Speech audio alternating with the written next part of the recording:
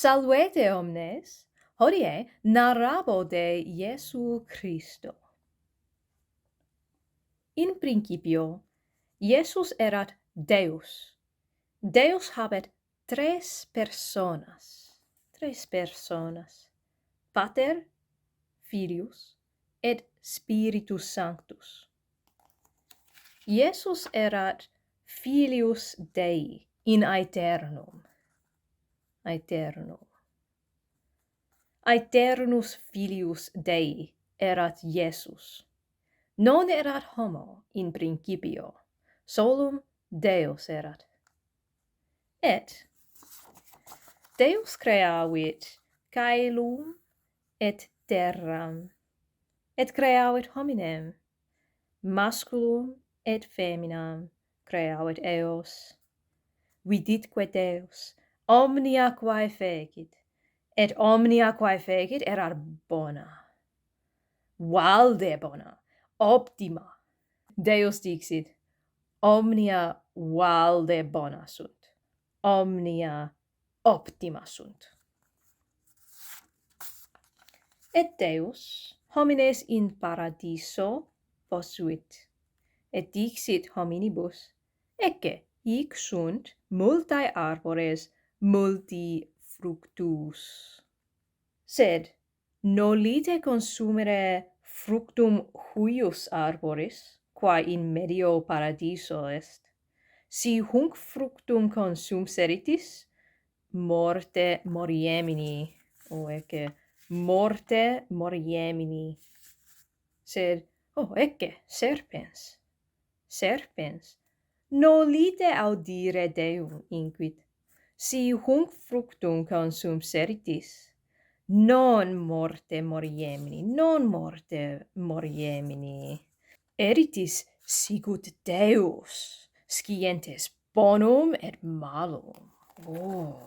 Sicut Deus eritis.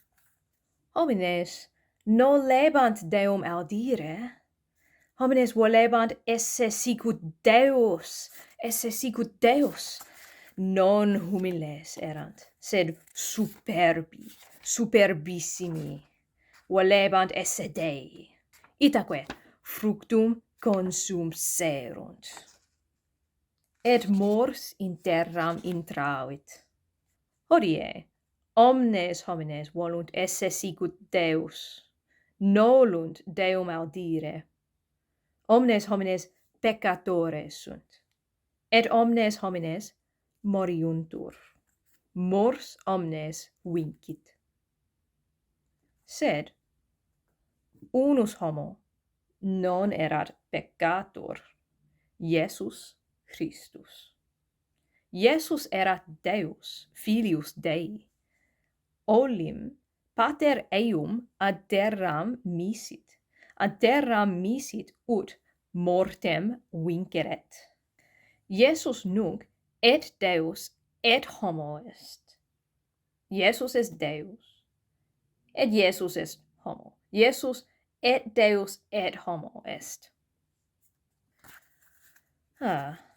Omnes homines moriuntur, sed potest ne Deus mori? Deus aeternus est, comodo potest Deus mori? Sed Iesus est et Deus et homo. Ecce Iesus cenam consumit. Discipuli cum Iesu cenant. Quod discipuli sunt? Unus, duo, tres, quatuor, quinque, sex, septem, octo, novem, decem, undecim, duodecim. Duodecim discipuli cum Iesu cenant, sed omnes peccātores sunt. Solum Iesus non est peccātor.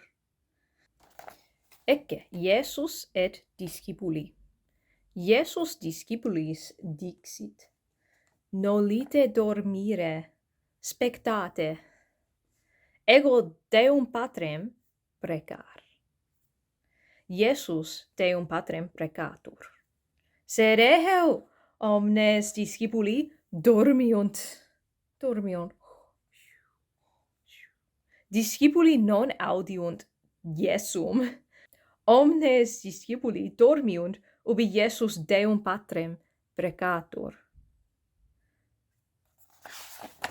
Tende, homines Iesum capiunt, et eum ad Pilatum ducunt.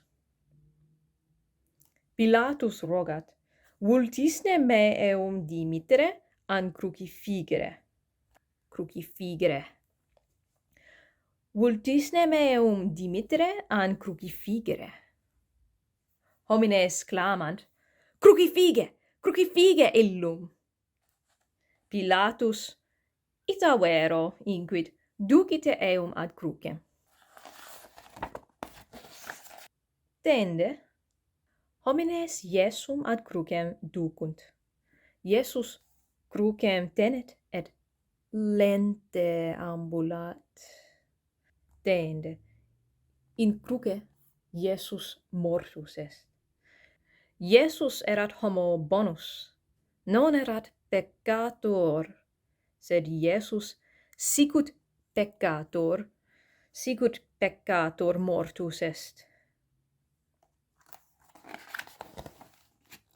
Vir nomine Iosef, Iesum mortuum in monumento posuit, et monumentum clausit.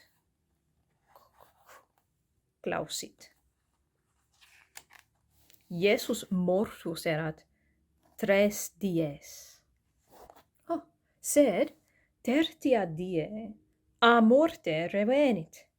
Iesus mortem vicit, mors eum vincere non potuit. Nam Iesus Deus est. Mors eum vincere non potest. Deus mortem vicit. O rem mirabilem.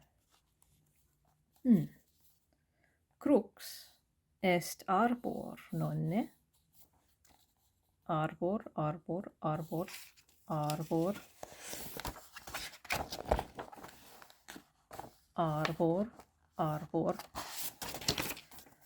Crux est arbor.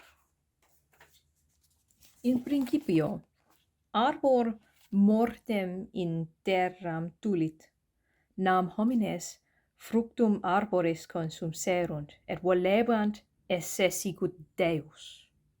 Per arborem peccātum et mors in terram venerunt. Nunc arbor mortem vincit, nam Deus volebat esse homo. Iesus, homo sine peccato, ad arborem venit.